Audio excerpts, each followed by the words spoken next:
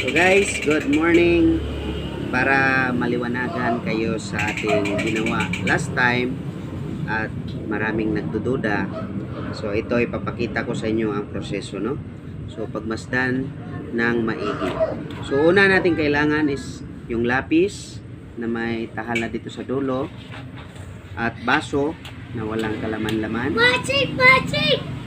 So at bigas. So, ang kailangan natin na bigas is yung rice, ha? Rice na bigas. Una natin gawin, guys. Magic na. Pakita ko muna. Itong baso na walang laman, no? So, ganyan. Para walang daya, no? Punuin lang natin.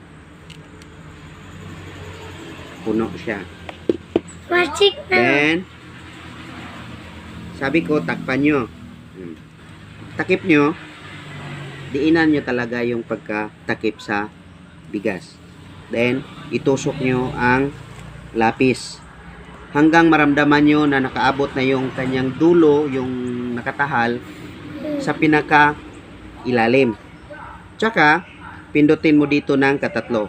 1, 2, 3. Then, tanggalin ang kamay. At, iangat mo na. So, yan. Diba? Magic? Magic! Oh, ikaw daw mag-angat ninyo. Sige. Oh. Kaya, oy. Oh, ikaw to niya. Oh. Oh, ikaw paypay. Oh, see guys? Yan talaga. Huh? Oh. Oh, gitanggal. Oh, gitanggalin ninyo. So, wala tayong magawa, guys. Gusto nyo ibalik? Ibalik natin.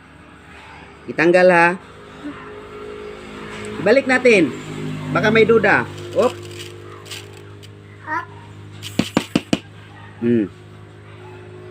Wala. Wala. Wala. Wala ang Witness natin ang mga bata.